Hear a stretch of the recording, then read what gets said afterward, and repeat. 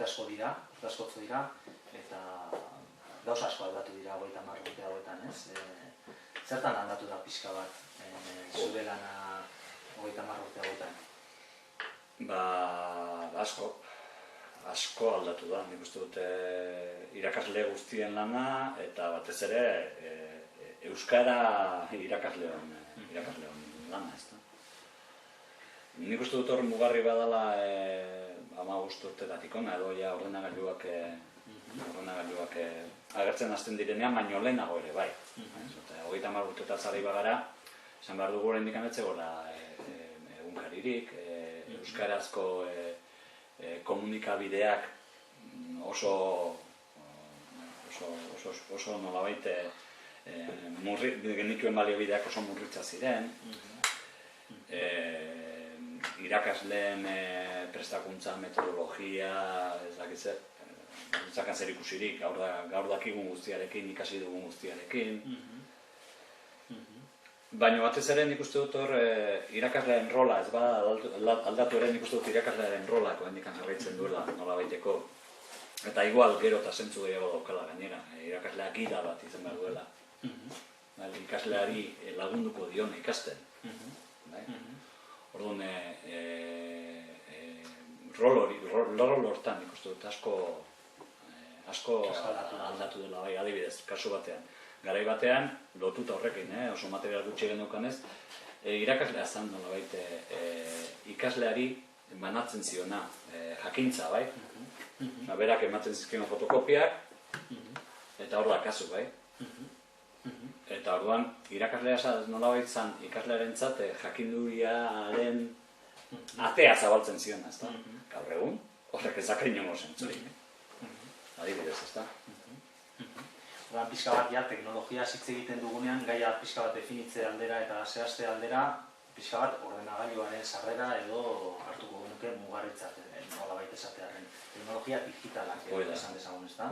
Teknologia beti egon dira eskolan, teknologia desberdinak, nigo hartzen dut, euskaltegiko irakasle izan zela nire lehenengo lanpostua, eta orduan, teknologia esan kaseta, kaset bat, eta arbelak ere, uste dut, ez zeudela, ez dut ondo goratzen, baina batez ere goratzen dut, oso desberdina zela, borobilean jesartzen ginelako, eta hoiz esan erabiltzen genuena, liburua, eta borobilean jesartzea, eta gero gelatik kanpora ere asko ateratzen ginen, baina batez ere hori izan, ez?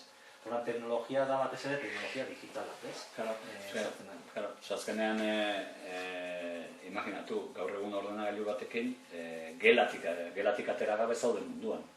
Esan duzunan, gelatik atera. Bai, zabaltzen duzu batean lehio bat, ordenagailuei esker, sareari esker. Baina, hori da, nik uste dute ordenagailua lehenago, gero ja interneten sarearen iraultzan, nik uste dut hor badagoela benetako iraultza. Egin batean, sarearen iraultzak ekarri duena da, irakaslearen rola, pixka bat esan duzun moduan aldatzea, komplikatzea ere egin batean, gero eta ikastaro gehiago daude, gero eta behar gehiago dago, irakasleak orain, lehen testu liburu bateko testua irakurrita eta horiek erabilita, nahikoa zuen.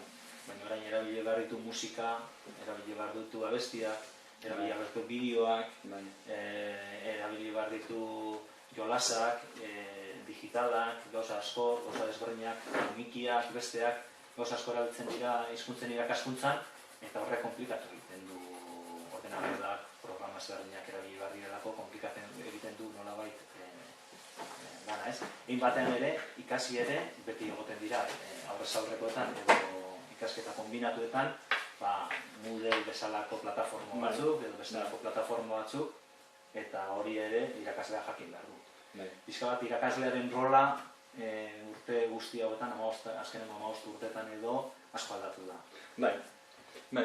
Bai, eta batez ere egia dena da ardura berriak sortu zaizkiola irakasleari, eta ardura nagusina da hori, da oso ezaugarri ezberdinetako informazioak kudeatu behar ditu. Eta gaur egun kudeatu behar duen informazio kopurua da, izugarria da. horrekin nola jokatu.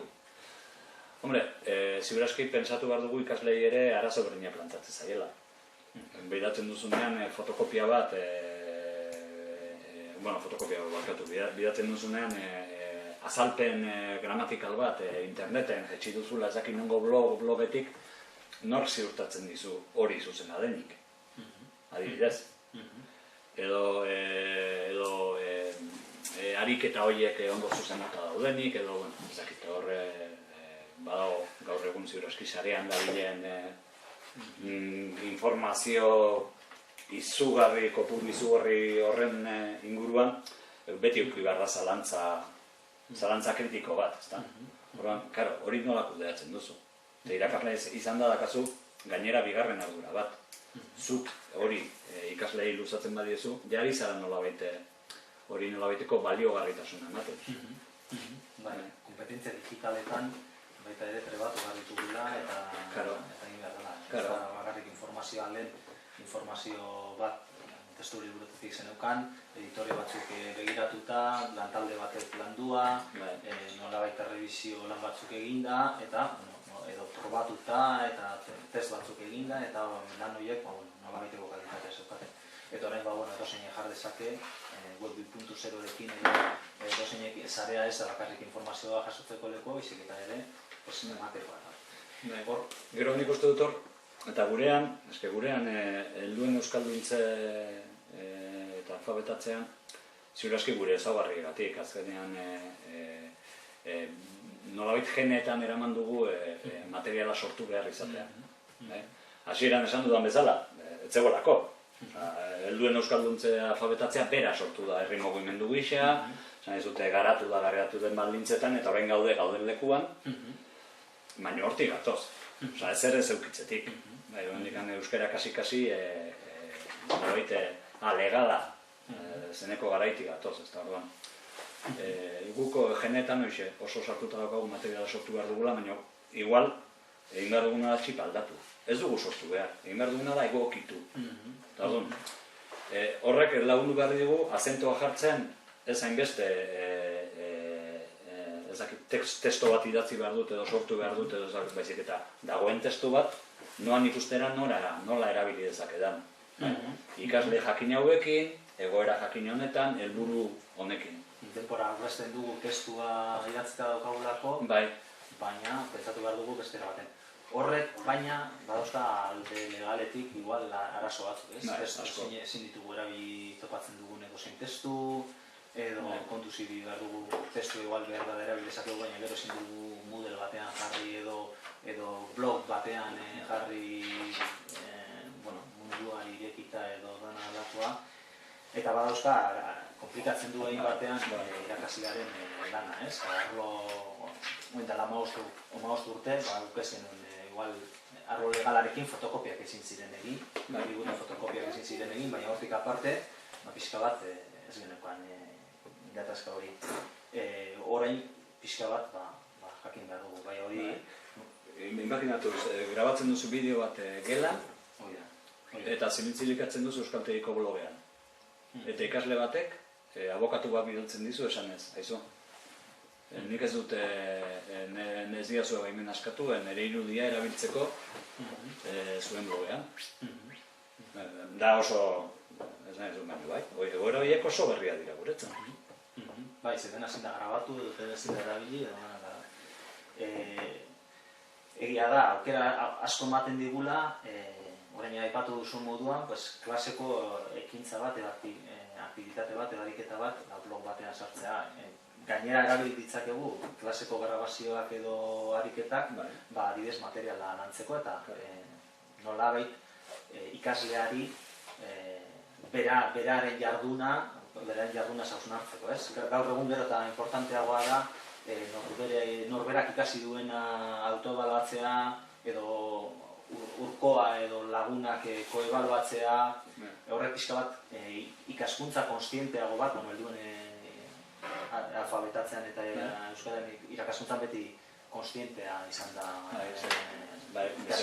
Berez, helduekin ari gara. Modu konstientean erakusten da hizkuntza edo kultura, ez? Eta hor, badaude ikaslearen gaitasunetan plangintza edo ikasketa planifikatzeko beharra edo gero eta ez? Ze gero eta behar espezifikoa daude, eta gainera, behar espezifiko horiek asetzeko materialak topatu ditzakezu. Eta topatu ditzake ikasleak bere beharruz. Hor, zuek dauzkazuen ikasle ikusten duzu gero eta gaitasun gehiago dagoela norbere ikasketa planifikatzeko, edo irakaslea oraindik ere beharrezkoa da? Ez, nik uste dut, beharrezkoa baino nik uste dut dela komenigarria dela irakaslea. Eta gainea, komenigarria dela, alde batetik, irakasleak asumitzeagatik bere papera, azkenean, berak ez duela erakusten, baizik eta laguntzen dio norbaiti ikasten. Bai? Nik uste dut txipe garrantzitsu badala, txip aldaketa garrantzitsu badala hori. Eta orduan, laguntza emate horretan ere, ikaslearekin planteatzen den harremana beste mota batetako dela, zain vertikala, askoz ere horizontalagoa, eta horrek dakarren guztiarekin. Azkenean, kasi berak eta biok manejatzen dugun materiala berdina da. Topatu dezakeguna, erabili dezakeguna, sortu dezakeguna. Eta hor esate baterako teknologia digitalak laguntzen du, esate baterako badaude irakas molde desberdinak, online irakaskuntza, irakaskuntza kombinatua, aurrez aurreko gutza, hor badago atasaren bat, adibidez online egitea, zentzu gehiago duena aurrez aurrekoan egitea baino, edo zein egipatuko zen dute? Bat oso garbia, eta ikuntzan zari garela dela, hori tipikoa da, venga, gaur idazlen tokatzen da. Orduan, ordu bete ez denok isilik egon, atera papera eta dakazu ordu bete gai honek buruz, 200 hitz idazteko. Eta gela ze bihurtzen da. Gela bihurtzen da, mikrogela ez garari ez binaka idatziko duzue, edo guazen eskema bat lantzea eta gero idatzi etxean, baina berez egiten dana askoz ere erresago egingo dut. Nere, erresago ez dakit, baina erosago izan daiteke etxean egitea, ondartzan eserita, berdin zait. Are gehiago, etekin gehiago aterako diogu horrela egiten badugu. Zer, hemen idazten dugu denak, eta gero bat batean, denok entregatzen digu irakasleari, irakasleak eramaten ditu paperak etxera, eta gero hurrengo egunean ekartzen ditu zuzenduta, bakoitzari ematen dio berea, eta kitxo. Eta sarean, badaukagu hori egiteko aukera, eta hori ere askoz erresago, baina gero badaukagu gainera, irakurketa askoz kolektiboa bat egitea, ze foro batean, zintzilikatzen dugu, uste dut hau direla gehien agertu diren erroreak. Guazen, zer iruditzen zaizu ezue? Zer egin dezakegu, hau, hobetzeko. Horrek pixka bat komplikatzen du irakaslearen bizitza edo irakas moldea, esate baterako ordutegia igual pixka bat arriskuak aipatzearren irakasleak argi dauka, eskolara etortzen denean testu bat ematen duela, idazten dela, eta ordutegia eta gero zuzentzeko hainbat ordu dituela. Baina labait hasten garenean irakaskuntza kombinatu horretan, zuek hau egintza zuetzean, gero nik ere zuzenduko dut, ordu horiek ez dakit nola kudeatzen dituzuen, edo nola kudeatzen diren oso komplikatua da. Oso komplikatu da. Hor badaude, azkenean, egidan nada eta online ari bazara, bereziki ikasleak bidaltzen dizu zalantza bat, larun bat gaueko 10 erditan. Zeba, bera ordu hortan nahi darako lanean. Kitxo ez du egiten inori zorratzeko, eta berak beharra dauka hor, erantzun behar digu. Irakaslea egon behar du 24 orduz, sareak aukera hori ematen du. Edo jarri behar ditugu nolabaiteko arau batzuk eta negoziatu behar dugu, nik uste dut hori dela. Soluzio dela esatea, izue, negoziatu dezagun, eta zalantza bidalita, 2 egun daukagu erantzuteko. 2 egunetara erantzunen bat egongo da. Baina ez espero erantzunak izatea automatikoak. Ez espero, irakaslea ez da 24 orduz egongo zuen esanetara. Bai? Euki ditzazkegu, franja batzun, ordutegi batzun markatu, gutxi gora berakoak, eta horiek hitz egin behar dira.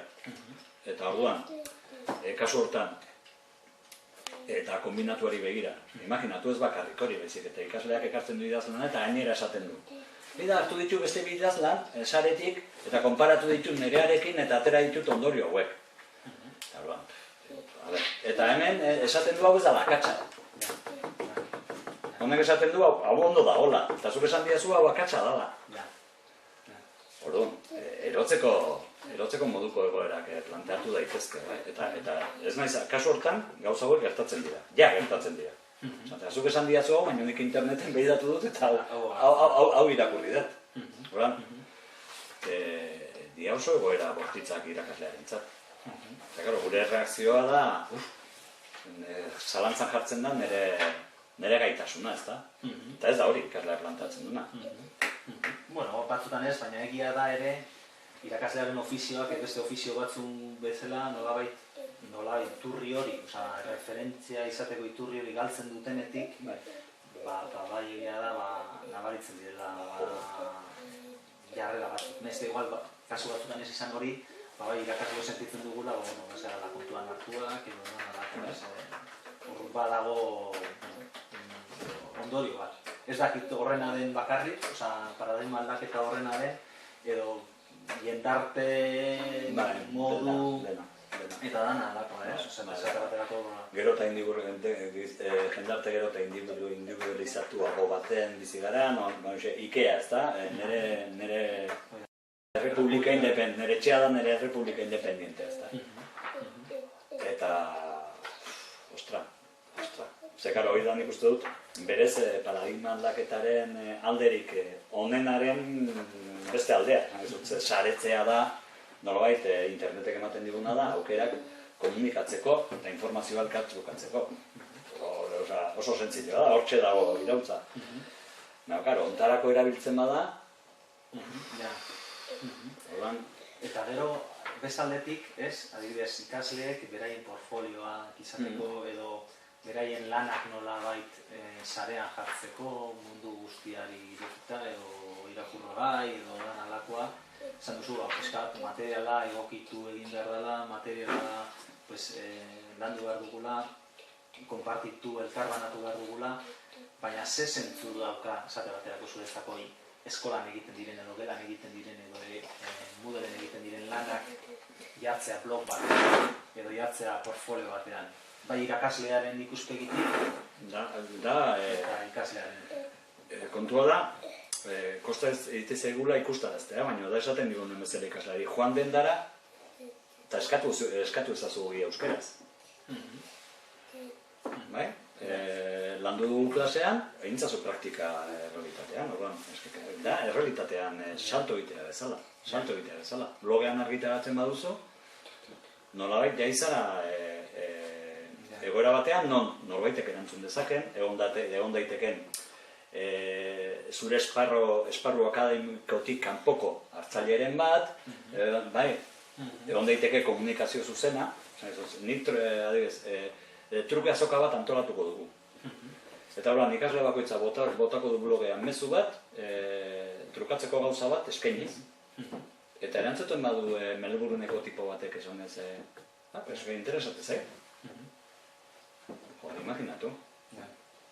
Azkenean, horretarako kriston aukerak ematen dizkigu. Azkenean, gela eta munduaren arteko arresi hori, askotan irakasleak eraikitzen dugun, instituzioek, baina askotan nega bere irakasleak bultzatzen dugun arresi hori, erori daiteke. Horre dauzkan arrisku guztiekin. Eta garo, bereziki arrisku bat aipatzekotan, edo nik uste dute arazo bat aipatzekotan da, eskatuko diozu jendeari, nolabaiteko ikasten ari den hizkuntza batean, menderatzen ez duen kode batean, zerbait erreala egiteko. Eta geratzen da. Eta hortxe geratzen da. Orduan, zure akatsekin, eta orduan oso normala da ikasleak esatea ez du nahi. Orduan, karo, pixka bat hankamuz geratzen da, baina, bueno, hor beti daude nik uste dut. Hor dago, hor beti dago dialektika, bai, ikaslei ere esaten badiozu aurrez aurreko tal klasean, guazen grabatzera esango dizuten nik, dios. Ni grabatu, ez da pentsatu, Badago beti egon behar gara, badago negoziazio konstante bat ikaslearekin, eta horren hemen sartzen dira nahi igual da, kontuan hartu behar ditugu, nola baiteko pribazidadea, segurtasuna, lehen aipatzen genuna, arrasto digital bat usten ari garela, baina hori dira kompetentzia digitalak, euki beharko genituzkenak. Eta ziurazki landu beharko liratekenak, Moodle manejatzen hasi baino lehen, ezagutu beharko liratekenak. Hizkuntza irakasteaz gain, gainera, kompetentzia digital batzuk ikasi behar dira, kultura bat ikasi behar da, gauza komplikatzen da. Asko komplikatzen da. Eta gero hor badago, bazegoen eztabaida oso zar bat, Moodleen gainean, Moodle zertarako nahi da, Moodleekin zegea, eulia kainonazokin akatzen zertarako nahi dugu, hainbeste aukera, benetan manejatzen ikasteko hain konplejoa izan daiteken tresna, megatresna bat. Blog batekin dekoa dugunean. Edo drive batekin molda gaitezkenean, ezta? Eta hor badago gauza bat oso importantea eta oso idea importante bat, eta hori azpimarratu behar dena da, teknologia ez da ez ardatza ez da helburua ere. Teknologia da baliabide bat. Arbelaz genuen erabiltzen, esateko bidaz arbel polita daukagun. Eta daukat arbel bat, hain polita dana, buelta ematen badiot, hor teknologiaekin igual. Gure beharren arabera, gure egoeraren, gure ikasleen, gure helburuen, gure horren arabera, gure ezagutzaren arabera, gure seguridaderen arabera, gure gogoaren arabera, aukeratu behar ditugu tresna egokiak. Eta neurtu, ze ahalegin eskatuko diguten. Eta erabilpena eman. Eta adibidez, teknologia nolabait haude herrialde batean gu garatzen ari garena teknologia guztia batez ere euskaraz, baditugula beste batzuk baino gabezia gehiago, alde hortatik uste duzu garrantzitsua dela esate baterako teknologia aditu batzuen laguntza adibidez zentro ezberdinetan, edo adibidez zu bezala bereien lana jendarteratzen, edo beste batzui laguntzen, nola baiteko zen mailataraino ikarlan hori, laguntza hori. Nik uste dut hor, dudipe, baina uste dut hor asko aldatu dela web 2.0-tik hona. Uste dut, irakaslea ere bihurtu dela, nola baiteko teknikoa. Neurri batean. Garai batean, diseinatzen zen zerbait eta deitzen zen joan teknikoari, hau dakat, jarri jazu, eta teknikoak egitezun, sudurpunta jartzen zizaidan, arek ez dauka ikuspegi didaktikorik, ez pedagogikorik, are dauka teknologikoa. Eta esatizun, hau ez da posible egitea. Eta orain bai. Orain tresna horiek asko zera accesibleagoa dira, baita Moodle bezalako megatresna komplejoetan, oso horrexea da azkenean, tamaina hartzea eta behar dituzun baliabideak ere biltzea praktika pixka batekin. Orduan, irakaslea bihurtu da nolabait kasi tekniko, edo teknikoak izan behar dute, edo teknikoak pedagogia ikasi behar dute, edo pedagogoak ikasi behar dute teknologia pixka bat. Hor badago figura, bai. Elkarlana edo egin behar da, bai. Izan behar du oso estua, hor harremana. Zer bestela teknologiak janingo gaitu. Bai. Eta, beti egon behar da, prest egon behar da, teknologiak utz egiten duenean, bestelako... Hombre, gaur, sarea erori da, bien, kasualidadea. Eta gaina, teknologia, edutza asko egite ditu teknologiak, eta egunero dago bat, edutzak, edo guk ez bakigu ondo maneiatzen edo ondo erabiltzen, eta askotan behar ditu horrelakoak. Elkarrizketa bukatze aldera, eta badaukazu nola zerbait edo komentatzeko edo... Zor, nik uste dute komentatu behar dena da, azken urtean batez ere prestakuntza ikastaroak ematen ditut irakasleekin. Orduan, bada pixka bat desesperantea, egiten dituzu ikastaroak, eta irakasleak ikastaro bukatutakoan, ze politia, ze errexea, bai, erabiliko dut, iristen da hurrengo kursoa, eta ez da erabiltzen, ez da. Orduan, kriston alegin egiten dugu prestakuntzan, pentsatzen dugulako egia da, irakaslearentzat kristontzan badala. Badagoela hor, prestakuntza beharra handia daudela, lagundu behar zaiola, nolabait aipatu ditugun gauza guzti hauei, rol berriei aurre egiten, trebezi digitaletan eta trebatu behar direla, baina ez dakigu oso ondo nola egin, edo egiten badugu ez dugu oso ondo asmatzen. Orduan, hor abiatu behar garela, nik uste dut, teknologia ez duela sekula helburu bat izan behar.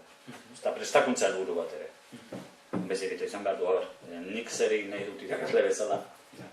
Eta orduan, nola egin dezaket hori, eraginkorra, kombinatuarena sartu. Kombinatuan, karo, ordenagailukin, ordenagailurik gabe gukeko dien nolako eztabaida bizantino bat. Eta zerbaitik egin behar du, zerbaitik erabili behar dira baliabide digitalak kombinatuan, hitzaperak esatu kombinazioa da, analogiko digital, online aurrez aurre, esarea, dalako beste gare, superabili nahi ezuna. Baina, kasu hortan, planteatu, galderatzuk planteatu didazun bezala, zer da logikoago egitea? Bakoitza bere kabuz, zer da logikoago egitea aurrez aurre. Eta horren arabera sailkatu, ataza batean, sailkatu zer egingo duzun modu batean, eta bestean. Eta gero, bakoitza bere kabuz nola egingo duen, gaur egun, ordenagailuei edo smartphonei edo muzin egitea da,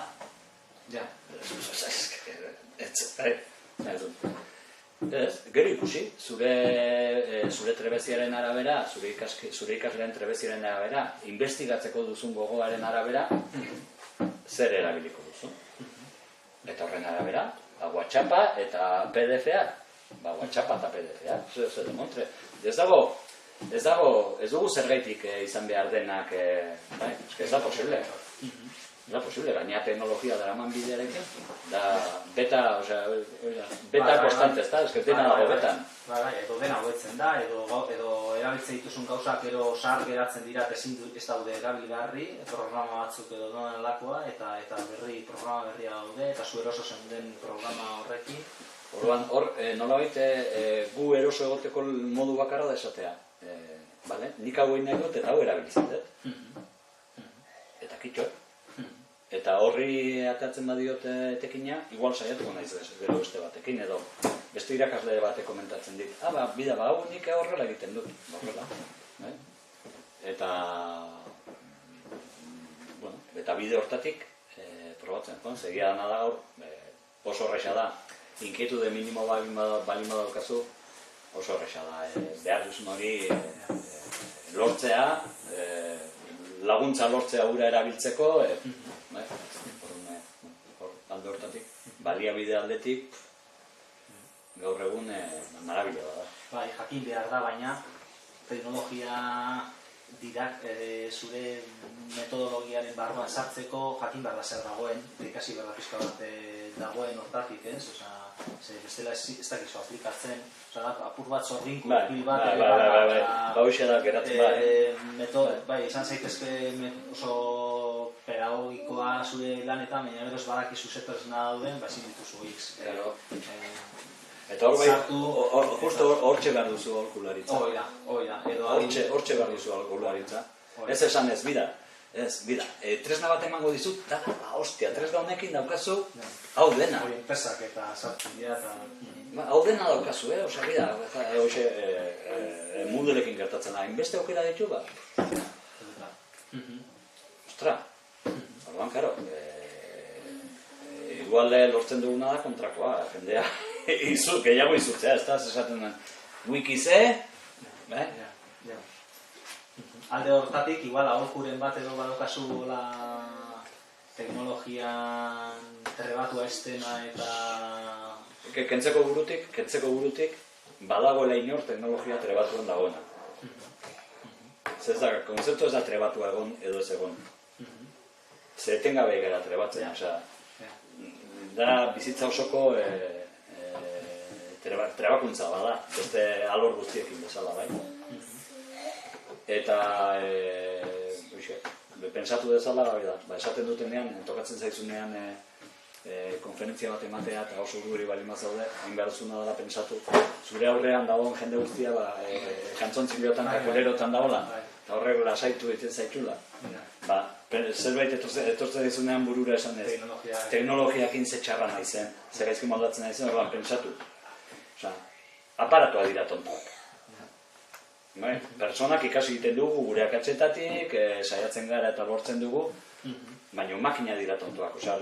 Lehenengo izan da dilea, makinari bota errua, eta zain duzura autoestima. Kulpa da Moodlena, ordenagailuarena, internetena, Microsoftena, baina ez zure ez gaitasuna, ze tontua naizen, ze gaizki egiten dut, hori pentsarazi digut ez da? Nik uste dut, eta nik uste dut nahi gabe ere guk prestakuntza saiotan askotan horrelakoak zabaldu izan ditugula ez da. Nahi gabe, baina bai. Eta bukatzeko ja, elkarrizketa hau jarriko dugu gure webgunean, Gradundoko webgunean, eta Gradundokoaren webgunea hz.ikt.eus da, eta hor adibidez, ez dakit referentzia bibliografikorik, edo blogen bat aipatu nahi duzun, hor idatziko dugu, edo podcast bat hizkuntzen irakaskuntzan pixka bat zerbait jakin nahi duena, edo aika beraren ikastaroren bat aipatu nahi duzun, edo zer etorriko zenuken. Hor badago podcast bat, L de Lengua, nik uste dut oso interesantea dana. Eta gero blog bat oso interesantea da, orain ez daukat bidea, baino da, Sardinian badago irakasle bat espainola erakusten duena unibertsitatean, eta horren blog batekin ari da, eta horren ikasle bakoitza zabaltzen du bere bloga, eta horren egiten dituzte alako lanak, egiten da atazabideko, atazekin funtzionatzen du, barkatu proiektuekin funtzionatzen du, eta horren gero proiektu horrek dauka islapen bat, boixe basarean, bere blogean, Otanek egin zituela, urtero egiten dituela Sardinian alako maniobra militarra eta hori, horren gaineko txosten bat, elkarrizketa bat, aldekoei, horlako proiektuak lantzen dituzte, eta dena egiten du bloga eta sare sozialak erabiliz. Eta oso, ontxe esango dizute, ez gero, bestela gero jarriko dugu bertan idatzita, eta listo. Nik uste dut, eta gero, gureari daukien nik uste dut, primeran materialan orain egin dugun alegina dela, lan kuaderno digitalek, badauka ibilbide estandar bada, ibilbide badauka, gero daude lan kuaderno batzuk nolabait ibilbide horren apoio bezala, edo, eta gero daude lan kuaderno digitala, dira lan kuaderno horien nolabaiteko lapen digitala orduan. Lehenengo, kurioso izan zen, prozesu bera argigarria da. Lehenengo gauza zer egin genuen, lan kuaderno horiek dira ariketa segida da. Orduan, egin genuen, lehenengo unitatea, zegoen bezala, eraman digitalera, eta geratzen zen olako segida bat, ariketak esate tonto, ondo induzu, gaizki induzu, olako segida bat. Eta ura aztertuta, igual zerbait aruntzago, saia badaukagu edadea pixka batea aruntzago joateko, eta horrean, gozen planteatzea zerbait, eta hoxe, idea horrekin, zer egin aurrez aurre, zer egin online, eta nola bultzatu elkarlana. Batez ere hori, elkarlana eta praktika, hori ziren bi ardatzak, eta horri esker, bi mundu dira. Dena material digitala da, ikastaro digitala dira, baina ez dute zer ikusirik. Eta hemen bai badago integrazio bat, badago integrazio bat aurrez aurreko eta... Eta horban, ikasleak zer egin behar duen online, zer egin behar duen aurrez aurre, zer erronka digitalak eukiko dituen, zer, pixka bat. Nire ikustu dudala pixka bat hitz egin dugunaren, oraintxe zertan... Gauzapen, bueno, arrokeri gehiagirik gabe, baina, bueno. Egin dana da, A bat eta A bi, eta orain B bat, eta nesko besteak, edo... Ezakitu bain, hori da, A-bek ateatzen ditugu, eta orduan B batekoa dira... Nolabait, alegin honen ezakit asmatu da, edo zan asmatu, baina bintzat, aipatu ditugun gauza hauek nolabait, edo kezka, edo galdera hauek hor daude. Badu asmoa material hori apur bat grabundokoan aztertzeko, eta hause da gure aldetik guztia, galderak eta placer bat izan da. Egun berezi honetan, elkarrezketa berezi honetan, laizzer ikusiko du elkar, eta egon gara. Eskerrik asko.